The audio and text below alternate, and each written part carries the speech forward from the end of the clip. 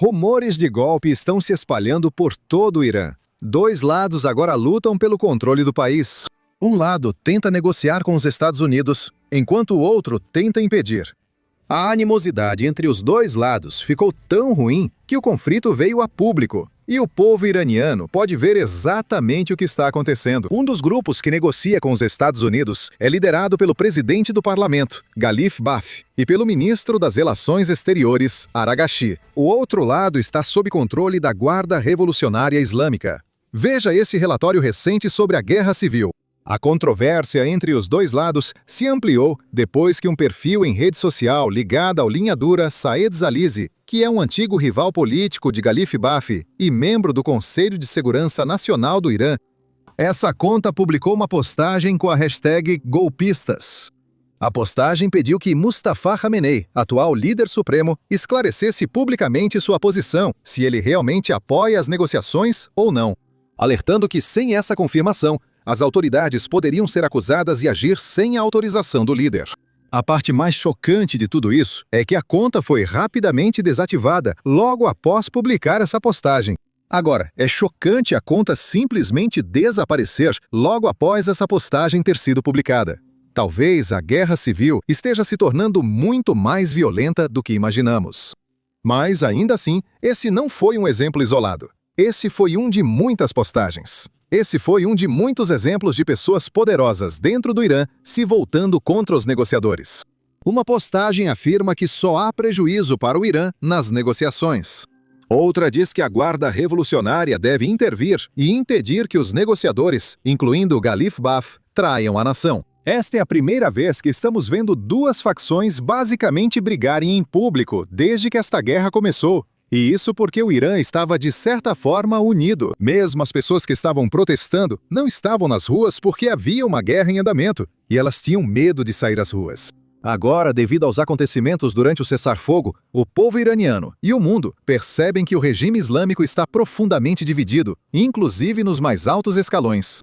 A situação ficou tão ruim que o presidente do parlamento teve que ir à televisão nacional e explicar ao público iraniano por que as negociações são importantes. Ele afirma que, apesar do Irã vencer a guerra, os Estados Unidos têm força militar muito superior. Por isso, precisa agir assim, agora. Ouça. As pessoas estão nas ruas há quase 50 noites. Com relação à tecnologia, abatemos de 170 a 180 Vants. Nós não tínhamos essa capacidade defensiva na fase anterior da guerra. Tudo isso se desenvolveu nos últimos 7 a 8 meses. A derrubada de um caça F-35 não foi um acidente. Não é coincidência. Foi o resultado de esforços e capacidades desenvolvidos em vários campos. Isso não significa que somos militarmente mais fortes do que os Estados Unidos. Obviamente, os americanos têm mais dinheiro, equipamentos e capacidades do que nós. Eles têm mais do que nós. Percebi que nosso querido povo diz que destruímos o inimigo. Não, nós não os destruímos. E devemos saber disso. Na entrevista, ele afirma que o Irã não cederá em nada nas negociações sem aprovação do líder supremo.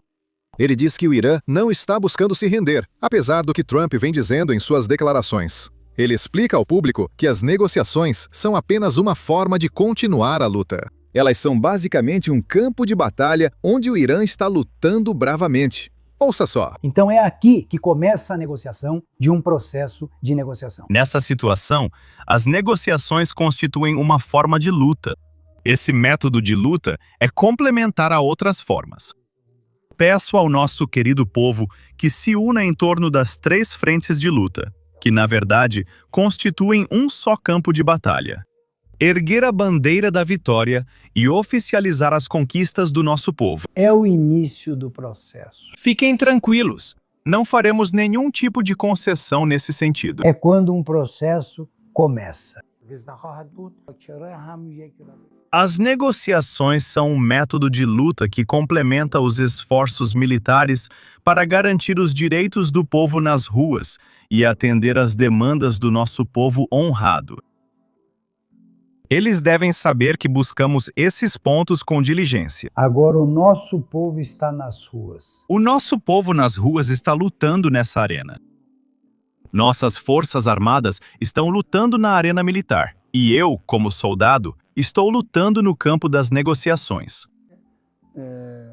Agora, é aqui que as coisas ficam um pouco interessantes, porque as pessoas que são contra as negociações dentro do Irã estão pedindo ao líder supremo que venha a público e basicamente diga que apoia o que está acontecendo nas negociações. Mas o líder supremo ainda não apareceu.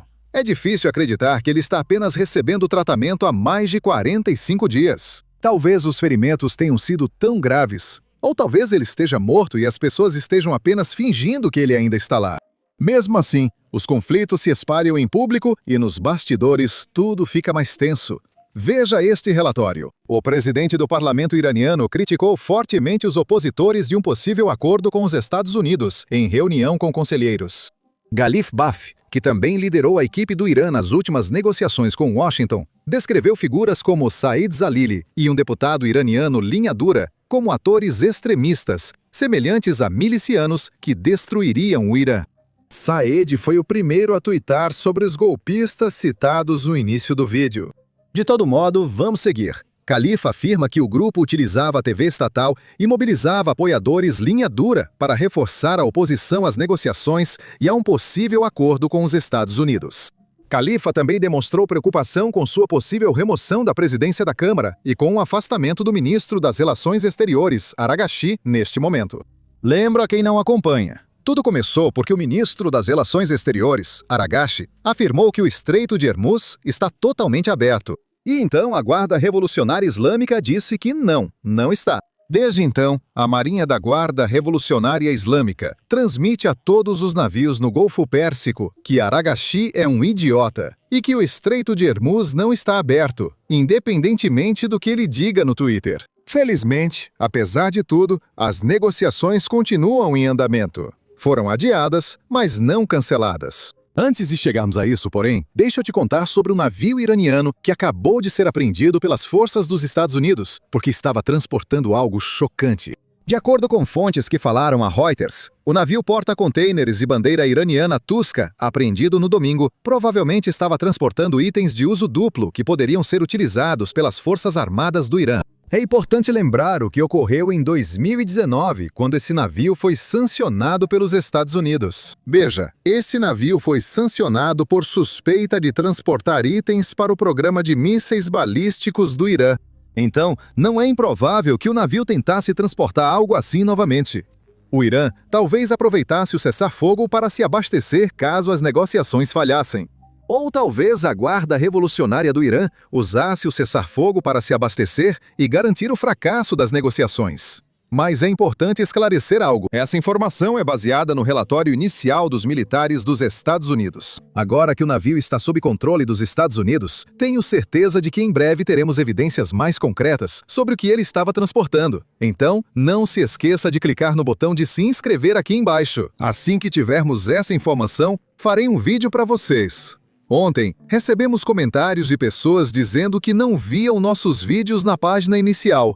Se você clicar no botão de se inscrever abaixo, isso nos ajuda e também avisa ao algoritmo do YouTube que você quer ver nosso conteúdo, facilitando que novas atualizações apareçam para você. Falando em atualizações, o Comando Central dos Estados Unidos nos trouxe uma nova atualização hoje cedo. Até agora, eles já direcionaram 27 embarcações para dar meia volta ou retornar a um porto iraniano, desde que esse bloqueio dos Estados Unidos começou. Ouça o trecho publicado hoje de manhã. Aqui é o navio de guerra dos Estados Unidos 115. Você está entrando na área de um bloqueio militar. Esse bloqueio de um porto iraniano será imposto e se aplica a todas as embarcações, independentemente da bandeira. Embarcações que entrarem ou saírem de portos iranianos estarão sujeitas ao direito de visita e busca, em conformidade com o direito internacional. Se tentar furar o bloqueio, usaremos a força para obrigá-lo a cumprir. Câmbio. Enquanto o bloqueio persiste, militares dos Estados Unidos usam robôs subaquáticos e drones para buscar minas iranianas da Guarda Revolucionária no Estreito de Hormuz. Primeiro, há o modelo comum de embarcação de superfície não tripulada, um drone fabricado pela RTX, que reboca um sistema de sonar flutuante chamado AQS-20. Ele escaneia o fundo do mar em busca de minas, patrulhando colunas de cerca de 30 metros de largura por vez. Depois, há os drones submarinos movidos a bateria, o MK-18 Moto Kingfish e o Knifefish, fabricados pela General Dynamics. Podem ser lançados de barcos pequenos para escanear minas em áreas específicas. Após localizar as minas, outra equipe de robôs marítimos é enviada para destruí-las com explosivos ou detonação remota. Com esses métodos, após a rota estar limpa, o tráfego flui normalmente. É importante lembrar que não só drones subaquáticos são ameaça, mas também a Guarda Revolucionária Islâmica, que pode lançar seus próprios drones subaquáticos, aquáticos ou até um drone Shahed contra um navio. Eles também podem enviar um barco com soldados da Guarda Revolucionária Islâmica, armados de AK-47, atirando nos petroleiros, como vimos ontem. Por isso, sem um acordo de paz duradouro, é improvável que o tráfego volte ao Estreito de Hormuz como antes. De qualquer forma, caso um acordo seja assinado nas próximas negociações, a remoção das minas será o primeiro passo.